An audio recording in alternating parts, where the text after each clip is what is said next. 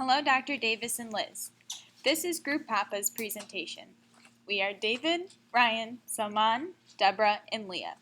We chose to exhibit how a patient's problem can be handled through the utilization of Pico and analysis of the literature. We have created a potential scenario that a dentist may encounter, and we will walk through the steps of Pico.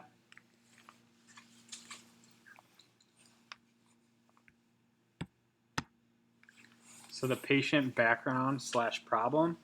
So the P for Pico stands for the problem, and in our case study, we have a patient who is a 52-year-old woman who has no previous ailments, and she is coming into the office due to complaints of her teeth being aesthetically unappealing due to tooth discoloration and staining. The patient has an upcoming wedding, and she is looking to whiten her teeth in the shortest amount of time.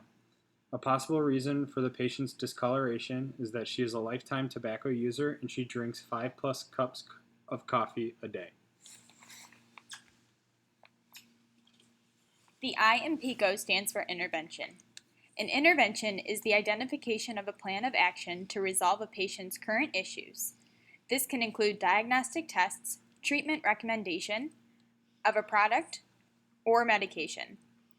The intervention that will be chosen for our patient is professional whitening with hydrogen peroxide as a form of bleaching. The C in Pico stands for comparative treatment, which is the alternative treatment being considered against the intervention. In our case study, the main comparative treatment to the in-office bleaching with hydrogen peroxide would be an at-home teeth whitening treatment such as Crest White Strips or a bleaching tray. The outcome is the final aspect of the Pico process that focuses on the relief or elimination of the patient's symptoms. These symptoms can include improvement of function as well as improvement in aesthetics. Here, the detailed patient outcome was the lightening of the shading of the patient's teeth to their satisfaction.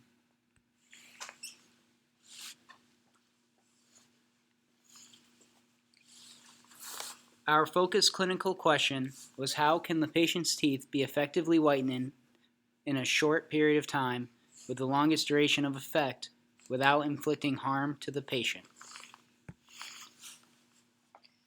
The authors of this article looked through a multitude of research papers which utilize randomized controlled trials and quasi-randomized controlled trials of dentist-dispensed or over-the-counter tooth whitening products with a chemical action for home use.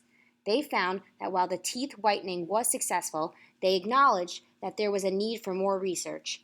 This is because the studies do not include an ethnically diverse population. In addition, these results were measured after a short period of time.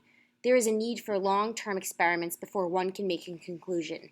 These studies are also at risk for bias because many of the studies were sponsored by the manufacturers. There is a need for independent clinical trials.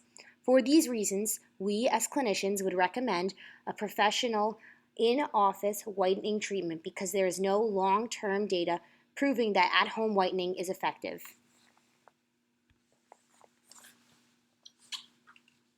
So the second article that we looked at was titled Tooth Bleaching, a review of the efficacy and adverse effects of various tooth whitening products. So the researchers of this paper performed a literature review, and this literature review was limited to aesthetic tooth bleaching and aimed to provide a broad overview of bleaching techniques, their efficacy and adverse effects on soft and hard tissues, as well as the management of tooth sensitivity and gingival irritation. The researchers looked at a total of 82 papers, and from the 82 papers, the researchers determined that the best method based on time of treatment is the in-office method provided by the doctor, although the accepted method amongst the patients was the at-home bleaching technique. Based on the patient's desire to whiten her teeth in a short period of time, we chose the in-office method.